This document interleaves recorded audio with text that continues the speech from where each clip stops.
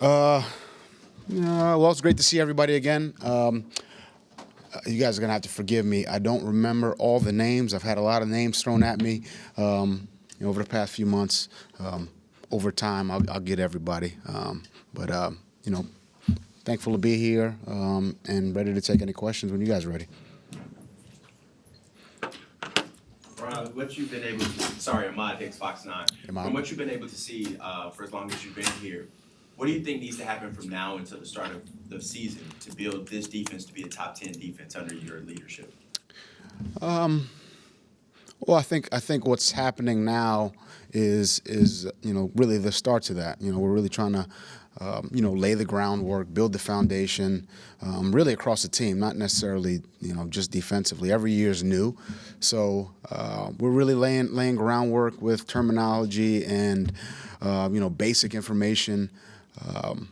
But really, trying to build those relationships that you need, in order to have success in this league. So, and I think that's, individually, from our coaches, our players, and I would say they've worked extremely hard up to this point in phase 1, 2, and these first couple of days of phase 3. But it's really a day in, day out grind of, learning the new information, learning the new techniques, the new fundamentals. But it's one thing to learn them, and it's a different thing to apply them. That's something we talk about a lot in our meeting room. So our guys are working hard to apply the new techniques, the new fundamentals, the new terminology. They're all working extremely hard, and it's a process. It's a process, and we're really at the beginning stages of that process, and it'll go on. Look, these OTA practices are important. Every meeting's important. The time over, the last few years, it's shrunk a little bit. So it's all important, and we got to make every day count. How much do you enjoy this period, the building process of it? I love all of it.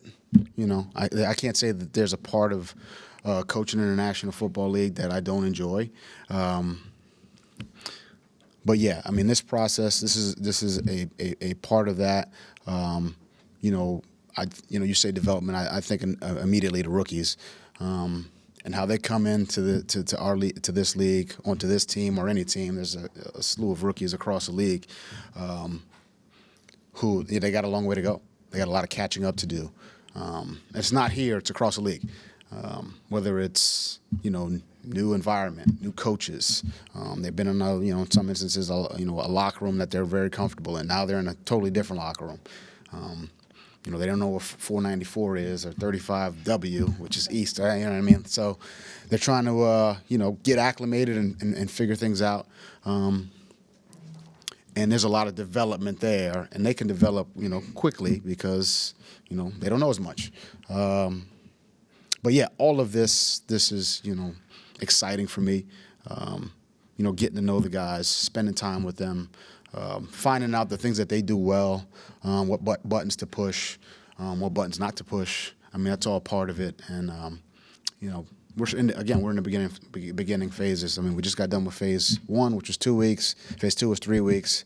So do the math. It's 6 weeks or whatever it is. I'm not good at math, but all of it is fun for me. Chris Long from KSTP TV. Hey, Chris. How do you balance trying to do the install with especially defensive line, where there are still some questions on exactly what things might look like in week 1?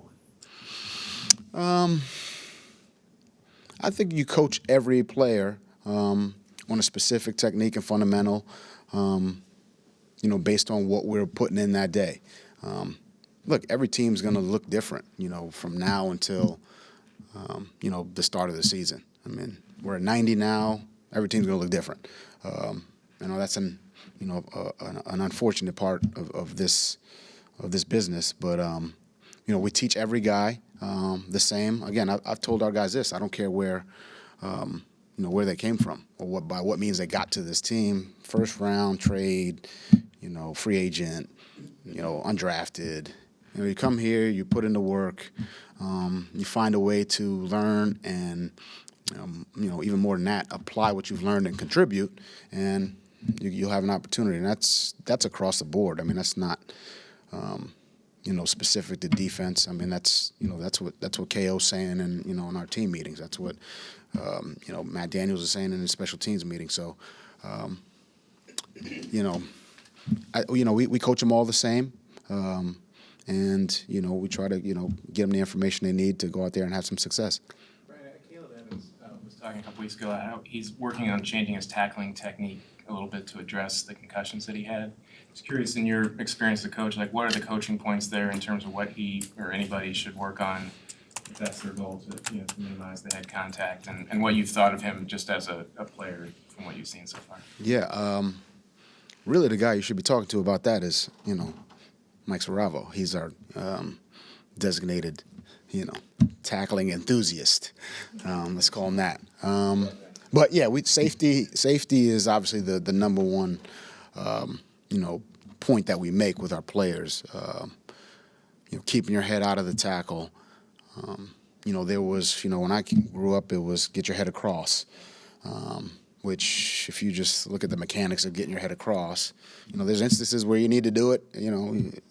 It's third and inches, fourth and inches. You don't want them to fall forward. You do what you got to do. Most cases, when you're tackling, you want to keep your head, out of it completely and wrap, roll, and do those things. But if you want to get into the heavy specifics, that's the guy to talk to over there. And what have you thought of Caleb just in the time that you've been able to watch him practice? Caleb's been great. Look, we got a good group. These guys work hard. It's important to them. They're having fun out there, which is important. We work hard, but at the end of the day, at the end of the day, it's a game we've played since we were little kids, and I try to point that out. At times, I mean, there's a clip on day one where the DBs are over there dancing, and we caught it on video, and that's what we want to see. That's what we like to see. But a Caleb specifically, obviously it's year 2 for him. He's a little bit more comfortable, but is really working at his craft, footwork, hand placement, those techniques, those fundamentals. Down the field, seeing the ball in the air and going and getting it, and using some of the things that are strengths of his, and trying to minimize some of what some might perceive as weaknesses. That's really what he's been working on, and really, I would say the same thing about all our guys. Brian, that quarterback group is so young. Do you view the next few months as a competition to see who's going to occupy those spots alongside Byron? Again, it's always in a competition. I think that's how you really get the best version of each player, of each coach, of each whatever it is, media member. Like I said, we don't care about what means you got here. Our guys are gonna, compete, at different positions, and that's part of it. Maybe. You're not the starter at this position, but you are the starter in this position, or you find some playing time in a different role. But yeah, always a competition. All those corners that you mentioned are part of that. It's a young group. They were all working hard, and we'll try to find the best combination that works for our team. For that specific game. Ryan, when it comes to the intangibles, I know you said you wanted an aggressive defense, and that's how you are as a person. Even guys on the offense, I think Alexander Madison, some of the other guys were saying, whoa, the defense coming at us, intense, exotic, already in OTAs day 2. They were happily surprised that it came that early. That was something you intentionally set, like, let's go out even though it's OTAs and this is how we're going to be? I mean, Madison's pretty intense.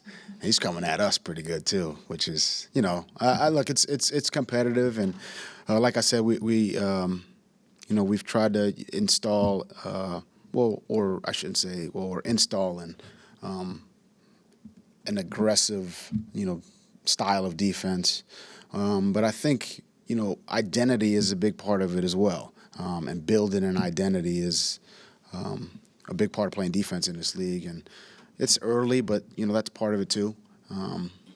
I understand that. I try to, impart that to our players.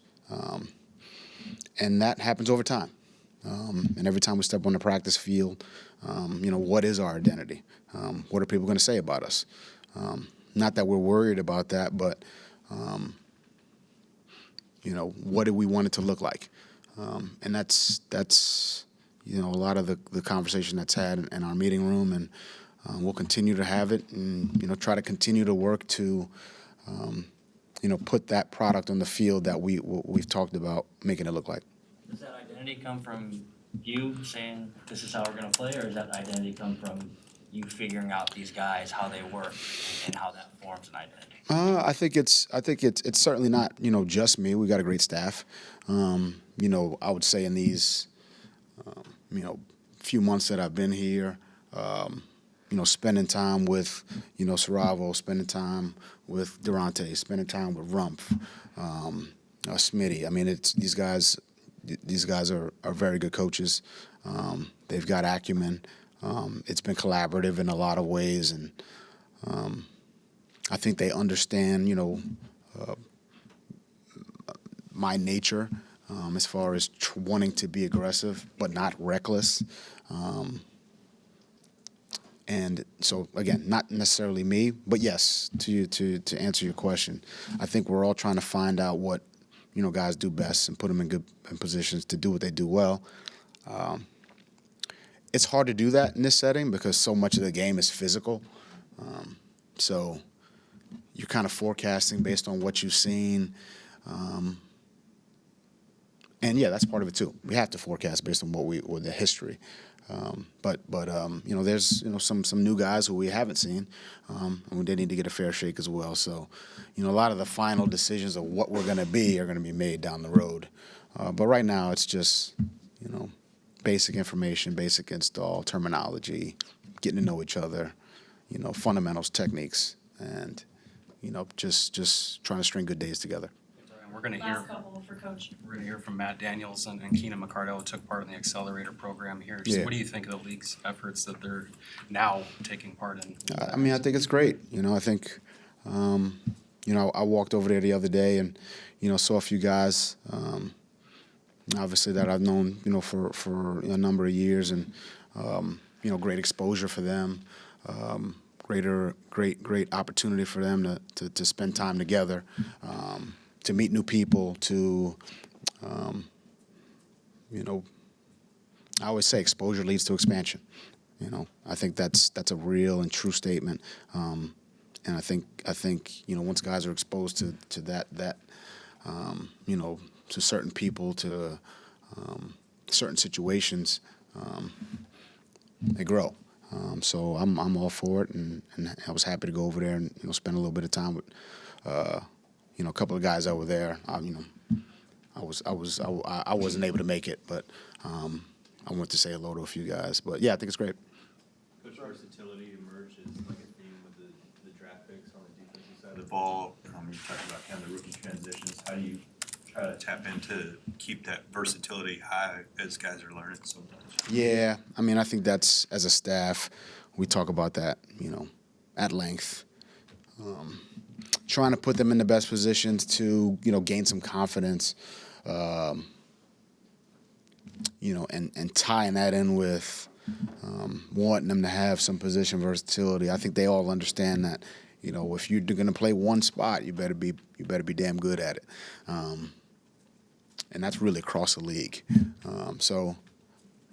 Learning the multiple positions. I think for the young guys, we don't put as much onus on that for them.